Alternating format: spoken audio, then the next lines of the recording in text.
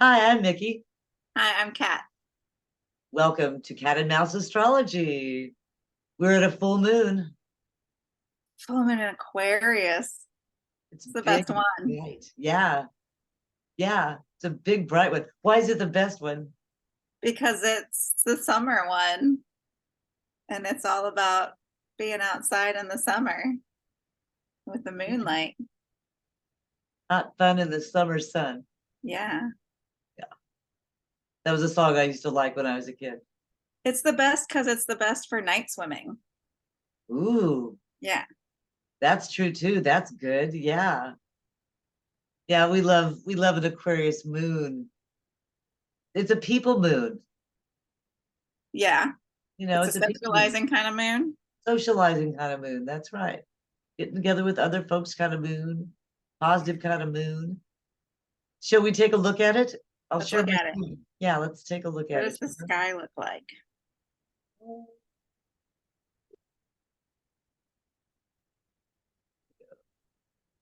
Yeah, it's very interesting. Do you see it?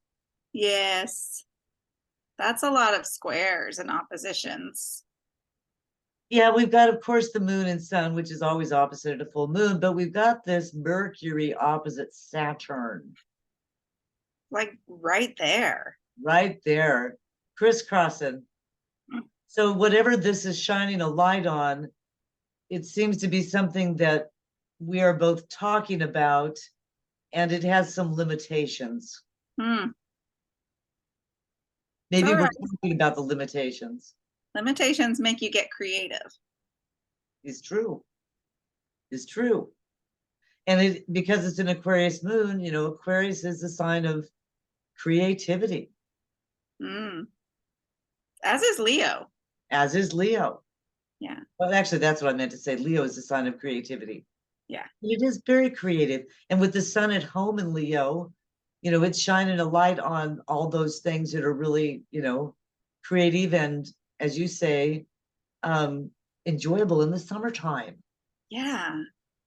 So Summer maybe we're fun. talking about what we can't do a little bit. With Mercury over here in Virgo saying, oh, yes, it's sunny in summertime, but it's too hot to go outside. We're being stopped from doing what we would normally do. Or, for example, That might be a good thing. Maybe what you normally do isn't working right. And yeah, it's an there's opportunity to switch it up. some discussion about that.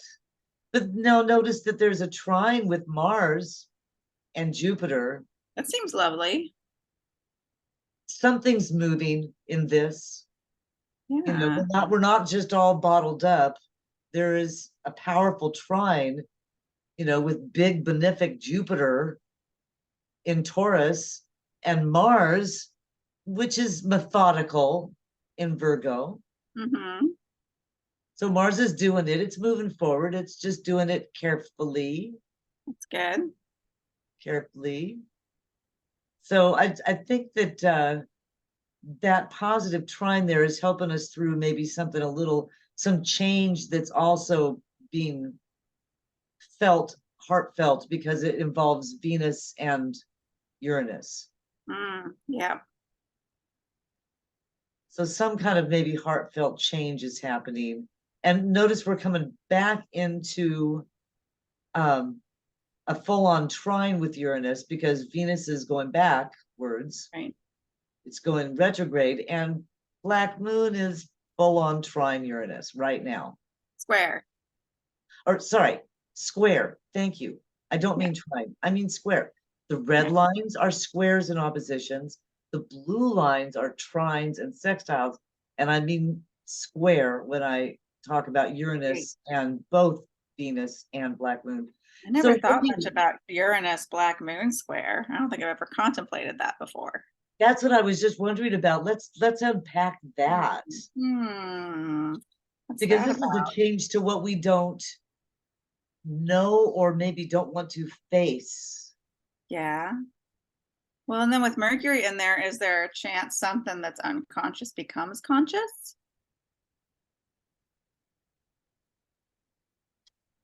You know, I have a sense, I mean, this could be about a whole lot of things, both in a personal and in a larger way, macroscopic and microscopic way. But I feel like that this is the summer of 2023 is the summer where people recognize we have a problem with global warming. Oh, they're just now catching up. Yeah, because they're being stopped from doing things they would normally do in the summer. Yeah. That stop is telling us something we don't want to know, Black Moon, which is in square with Uranus, saying this is a corner we have to turn. Oh, And we well, don't that's even for want to sure. face it. Yeah. Oh, okay. I see what you're saying. Yeah. We don't even want to look at the change we have to make. Yeah.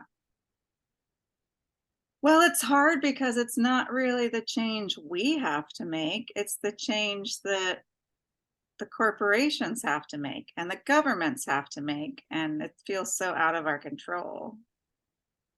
Yeah, and that's what's interesting is I really just had a conversation with someone today who said they feel so terribly guilty because they feel responsible for global warming because they don't have an electric car.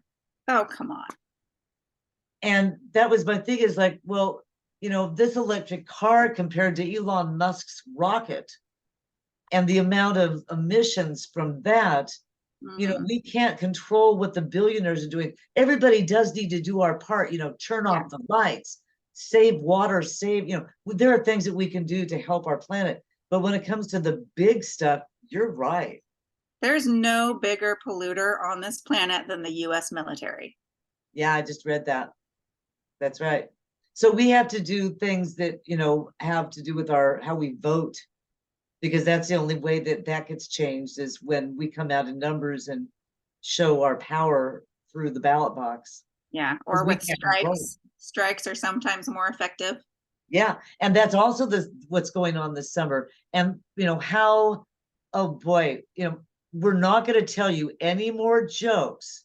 Jokes are stopped. No more late night TV.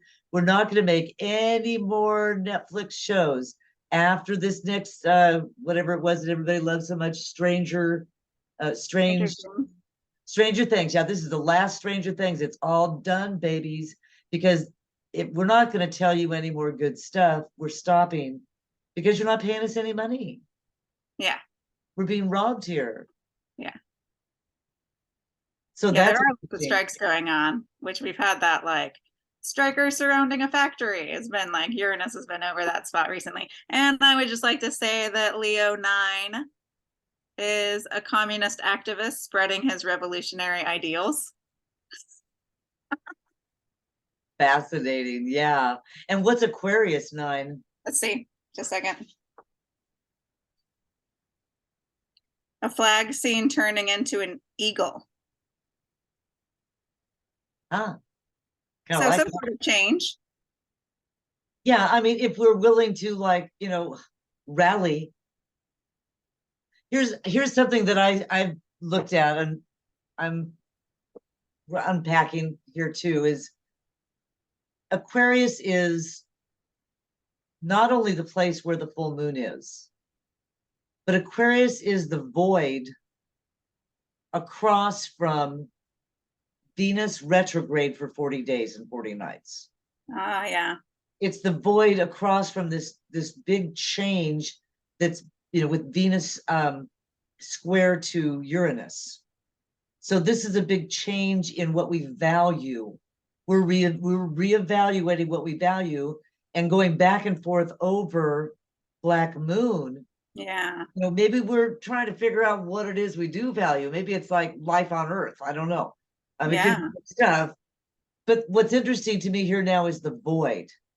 So besides the moon here, notice that Aquarius is sandwiched with Pluto, Hades, a malefic, a dark place.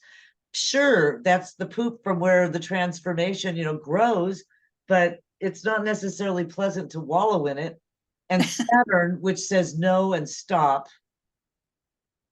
And right in between there is the sign of the people.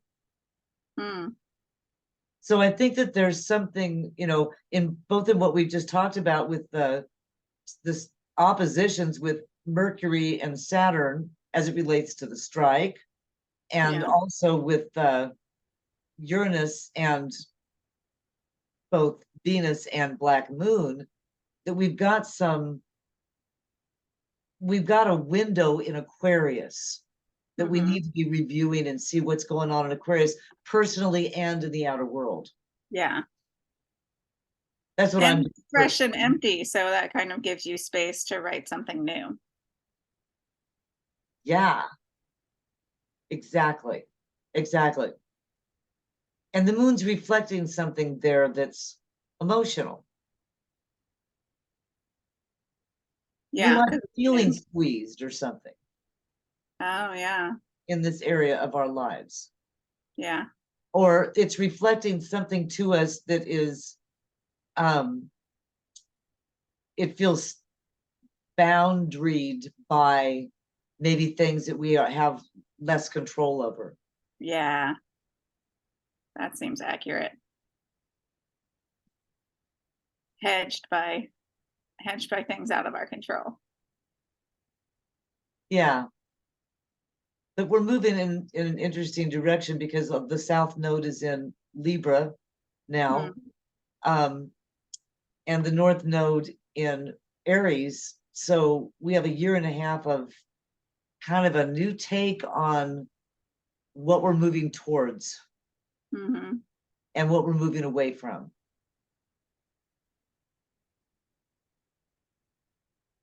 And I haven't quite really figured out what moving away from Libra means, letting go of Libra beings, or how we embrace Aries. Yeah. You've got a lot of Aries. What's a good way to embrace Aries? Um, showing up authentically. That's nice. Showing up authentically. I am differentiation. Uh-huh. Like that Aries Libra access is so much about myself versus my partnerships. Right. And that doesn't just mean like romantic partnerships. That's all kinds of partnerships, right? But because your seventh house, Aries, maybe you would be more toward moving towards a reorientation of relationships and having to release some sort of personal identity from your first house. Yeah, so our house placement is going to make an impact on this as well. I mean, overall, if we're wanting to move towards those things that are Aries, Yeah. we're initiating maybe new things, taking some responsibility, or um, starting stuff, being willing to do new things. Mm-hmm. Um, There's a definite amount of confidence that goes with Aries. right. And maybe we're willing to do things in general more alone, whereas in Libra, that's typically more in partnership. So we may be letting go of some partnership activities and focusing on more stuff that we can do ourselves by ourselves Right. in general. But then when we go to the house placement, yeah, if your first house is Aries, well, you're letting go of things that are relationship oriented and focused on doing stuff that's more you initiating.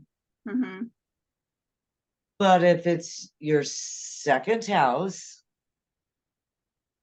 then you're focused more on moving towards, initiating new things as far as your finances go, Yeah. letting go of other people's finances. Right. Right. Or if it's third house, you're moving more towards, letting or moving towards what you value and moving away from those things that are,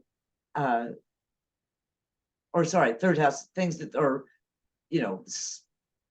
local, and moving towards those things that are broader and more, you know, what do we want to say? International or educationally focused. Yeah. How about if it was fourth house? What would we be moving towards there? Some initiatory family life thing, home life thing, switching up things in your home life, and releasing maybe some career things. Right. And if it's your fifth house, you're initiating creative projects, maybe more individualistic creative projects, and not so much group activities. It makes me almost feel like there's like a codependency theme in this axis. Like, can you let go of some codependency? Yeah. Yeah, definitely. And just with the archetype of the Aries and the Libra without the Yeah. house placements. Yeah. Yeah. Yeah. And that can reach into any house. Are you codependent in your friend circles? And so you don't know how to go out and do things on your own? Or are you codependent with your coworkers and you have trouble getting your tasks done on your own? Or all kinds of things. We're such social creatures, and we're Right. so molded by social expectations. But a lot of, I think, what we're seeing in recent years is being more authentic to our individuality. Yeah, and it's needed now. It seems like, again, that's part of the Aquarian phase, and this void in Aquarius may be showing us that need for the authentication. Yeah. So, you know, we're talking about the access of the nodes, the North Node and the South Node. North Node now being in Aries, South Node now being in Libra. And as we started off, you know, you mentioned, you know, I'm a Libra first house, so you know, what am I letting go of? That becomes kind of weird and opposite for us Libras. Yeah. You know, because am I letting go of relationship things that are initiated by others or myself? Libras are weird. We're kind of weird because we have this strange access all the time. And Yeah. we balance ourselves between maybe having trouble deciding how much time to spend doing stuff on my own and how much time to spend doing stuff, you know, allowing others to do the initiation and following their leads, that sort of Right. thing. Right. Eighth house, you know, if it's an Aries eighth house, then, you know, we're talking about letting go of something that probably has to do with other people's money. And, Mm-hmm. or sorry, moving towards other people's money in the North Node, and, Yeah. you know, moving from away from those things that are our personal finances, Mm-hmm. addressing It's them. like resourcing from yourself Right. only things. Like maybe these Scorpios need to do a little bit better about finding resources from other people and not just relying on yourself to resource everything. Exactly. They're so secretive. Right. And if it's a ninth house Aries, somebody's ninth house Aries, then it's, you know, moving towards those things that are bigger, broader, higher education, travel, you know, publishing your book, doing things that reach out to other people, and letting go of those things that are more like you're, you know, hanging out with your neighbor and maybe things that are distracting in a less profound way that you spend time with. Yeah. And 10th house again would be opposite of what you just talked about, being moving towards your career and letting go of home things. Mm-hmm. And if it was 11, moving to 11th house Aries, moving towards those things that are outer directed, you know, social things, and maybe moving away from personal creative projects to go do, you know, group. Collectivist work. Yeah, exactly, collectivist works. And then finally, if it's 12th house, what would it be 12th house? Would you be moving towards your daydreams? I don't know. Like, pay attention to your daydreams. Yeah, that's a good one. And move away from the practicalities of things. Yeah, day-to-day practicality or Yeah, something. maybe you get something too like hung that. up on the practical day-to-day things, and you need to spend more time in your Neptunian dreaminess. Right. And we've Or got maybe time you've to like figure this out. stifled your emotions, and you should pay more attention to the authenticity of your emotional life. Yeah. Yeah, that's good. That's really good. So this is something we've got, the next year and a half or almost to work on, because it's going to be impacting us as those nodes move through Aries and Libra. And that kind of gives a whole flavor to the whole moon and its trajectory now, what it's showing us right now, which is, a little bit star-crossed. Can I put it that way? Yeah. But, with a flavor of movement, because, we do have the Jupiter trine Mars. Right. And Mars is the energy and Jupiter is the big benefic, let's go. So there is a let's go about this, even if it's, maybe it's a let's go towards fix global warming, or, let's take some action on things that we don't really want to deal with. It looks like maybe now there's a positive impetus towards the action.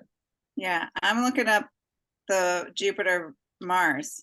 Excellent. So Mars at 9 Virgo is an expressionist painter making a futuristic drawing. No, it's at 13 Virgo. Oh, sorry. I was like, that's great. Read that one more time, though. Mars is what? Well, that wasn't Mars. I read the wrong one. Okay.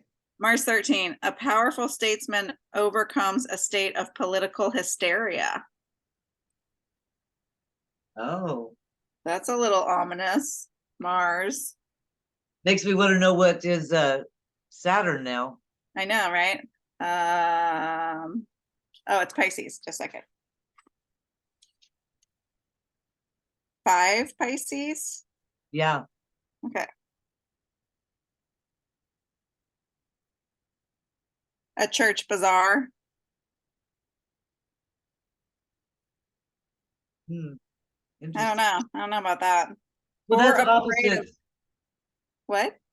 That's opposite Mercury in Virgo. What's the 5 Virgo? Yeah. Okay.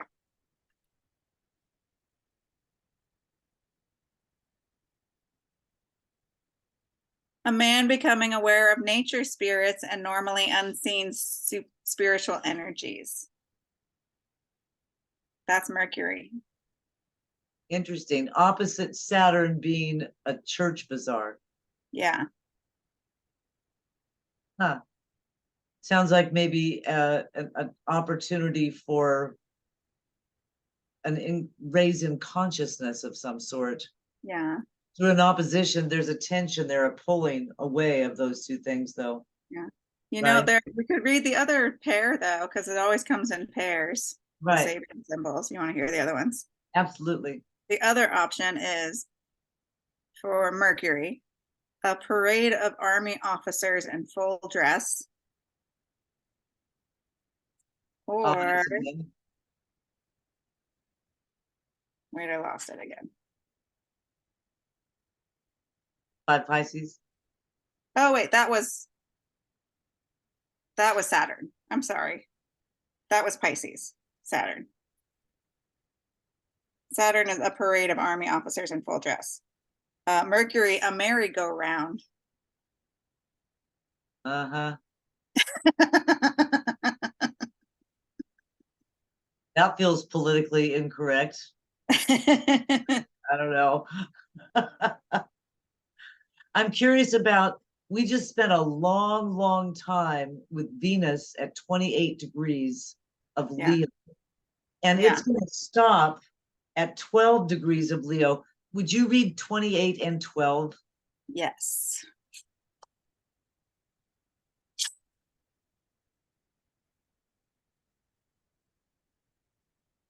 "28, a mermaid emerges from the ocean ready for rebirth in human form." Right.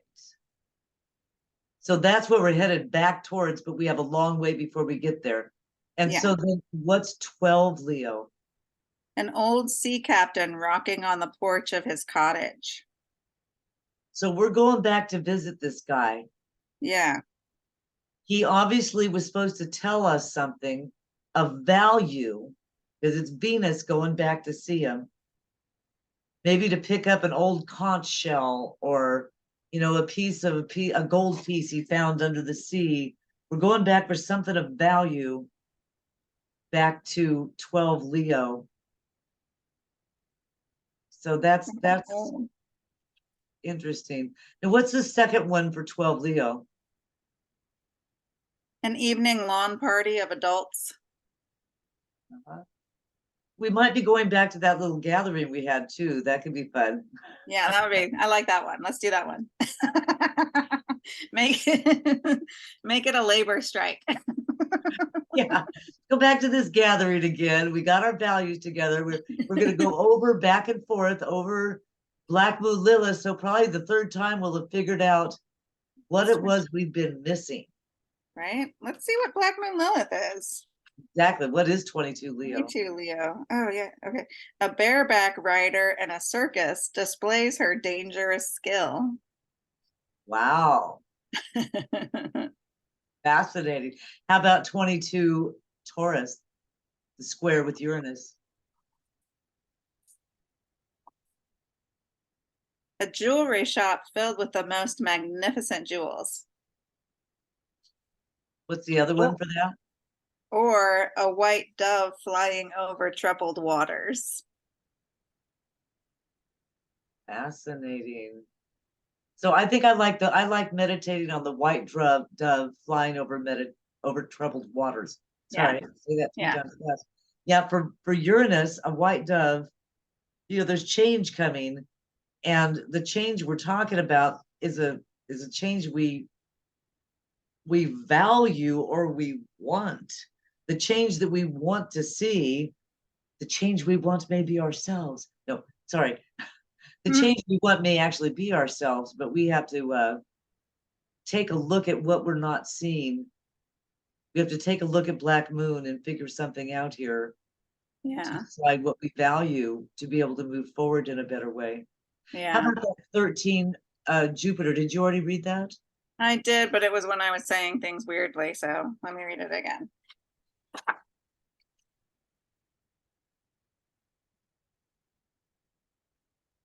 "13 Taurus." No, I didn't read it yet. Okay. On the beach, children play while shellfish grope at the edge of the water. Yeah, and we've been there with Uranus because Uranus was on that spot for a while. Yeah, it was. Moving real slow. Yeah. It's kind of We like talked about that one as like the liminal period. right. Of Right. innocence and playfulness. So this is kind of a nice place for Jupiter to be trine Mars. Mm-hmm. So there's some momentum that's positive in this. I think that's the right word, momentum. Yeah. There's positive momentum, but it doesn't mean we're not going over some troubled waters. Right. I think it requires a real serious consideration of values. Right. Which goes to our global warming climate crisis thing. Like, are we going to continue to value profit at whatever cost, like we have been as a society, as an economy? Or can we value the meeting of basic needs? Right. And we saw some of this. I mean, it's a different configuration, but a few weeks ago there was the submarine with the billionaires, and it took all of the airspace. Took all of the airspace. But then at the same time, there were hundreds of people dying also on the water. Very Neptunian, these experiences. Mm-hmm. And all we cared about, all the media seemed to care about, were the billionaires. And so that's a shift in our views, because we do actually, as coming into this Aquarian age, there is going to be a power to the people, that there may be a reckoning for coming for folks that are it's our only hope. We can't continue on with letting like a small handful of people make all of the decisions for everybody else. It's not working. And I like the fact that they went to the bottom of the ocean and a Nintendo joystick, totally unregulated craft, just proves that they're not smart enough to be in charge of everything. Right, it's a Darwin Award. It's a Darwin Award, damn it. It's a Darwin Award. God. Meanwhile, like some German sea captain is going to jail for saving migrants out of the Mediterranean. Yeah. Crazy. It's very Crazy. astute. It's very And the like Texas Rangers are like shoving people back into the Rio Grande and like lining it up with razor wire. Like, come on, where are our values? These are not people related policies. That's right. Where are our values? Yeah. Well, that's what this time seems to be about, is evaluating, are you here to support the billionaires being richer and richer? Or are we ready to have a more egalitarian society where, we take care of each other? Yeah. And get those strikes going. Strikes going. That's right. Voting doesn't seem to do a whole lot. Well, power to the people. Power to the people. Now, use every means we have. Voting's one of them. So that's one of them. Let's do it all. By all means necessary. By all means and every means. That's right. Exactly. By any and all means necessary. All right. Well, you guys have a great moon. It's a great, big, beautiful, full summer Aquarius moon out there. I say go swimming. Yeah. Go do some night swimming. Go do some night swimming. All right. Bye. Bye.